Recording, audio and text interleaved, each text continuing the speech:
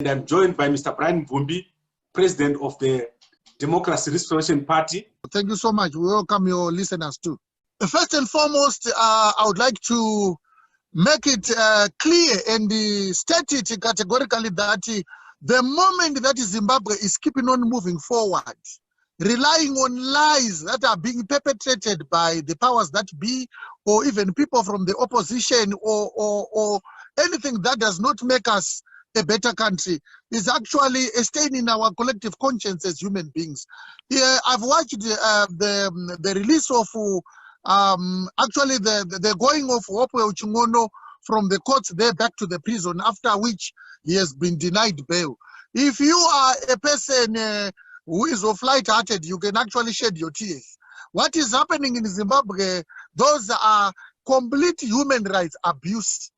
I sense something that Zimbabweans still have, that naivety, where they want to think they are still living in a democracy. When you are living in a dictatorship, it's different, because everything that you plan, the enemy is there to thwart it. I would like to think that as Zimbabweans, we need to just wake up from our slumber, Mr. Gambagwe.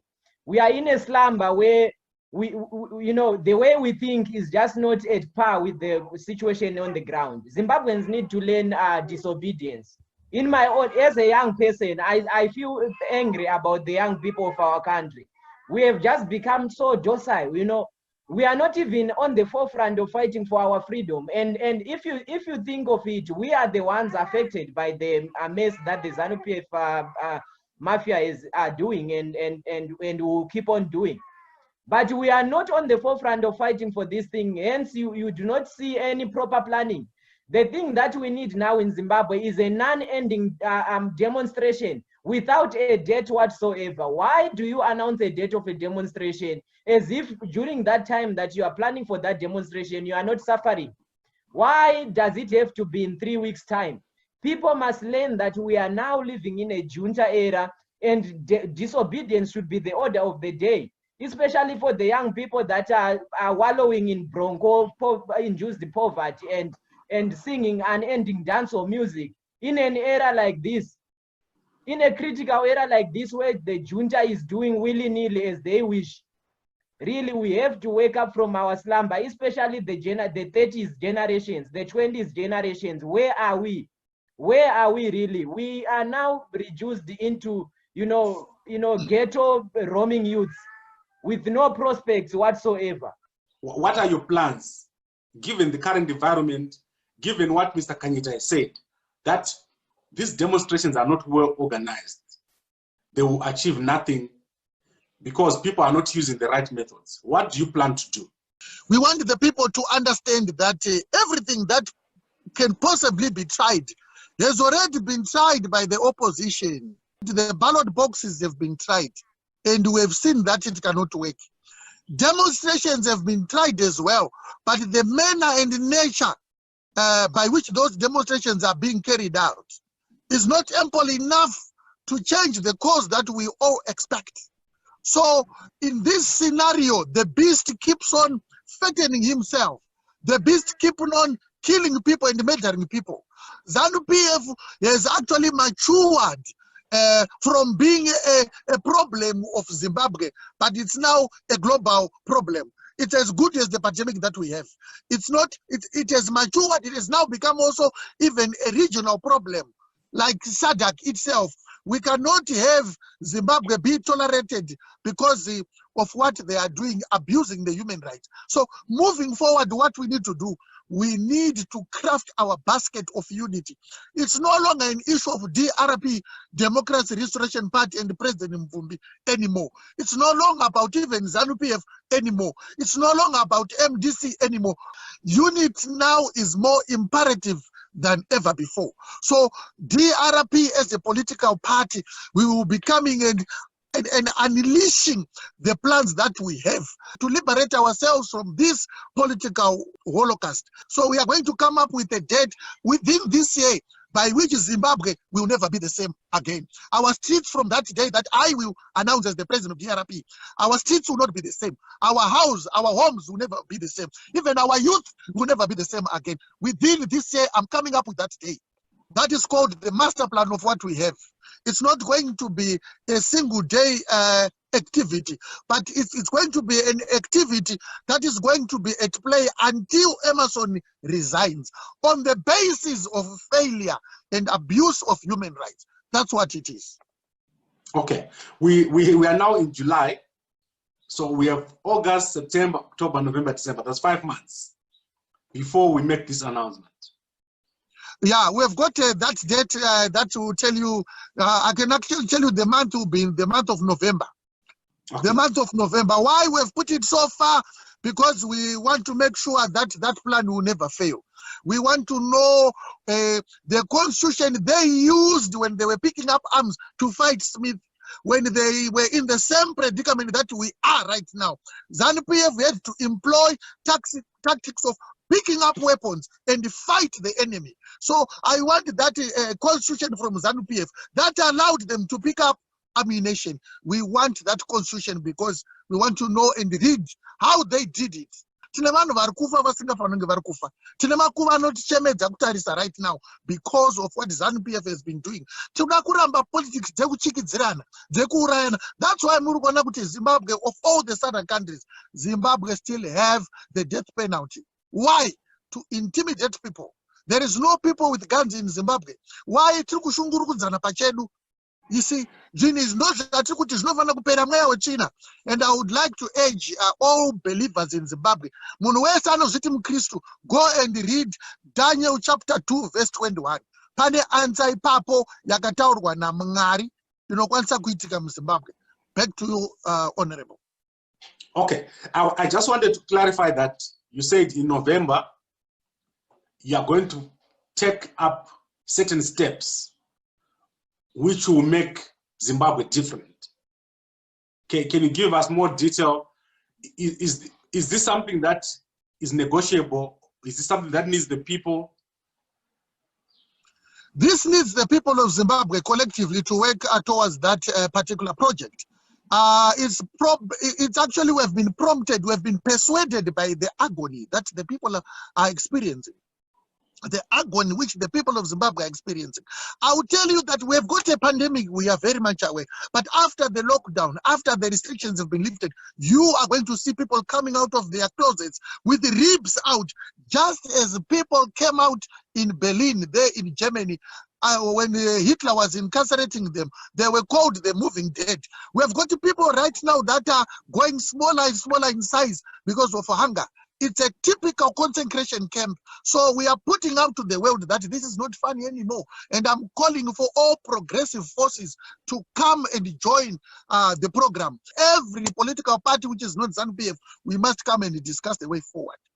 And in a nutshell, this project of November, it's a project that is not going to be carried out by a single political party, but all of us. If anything, party.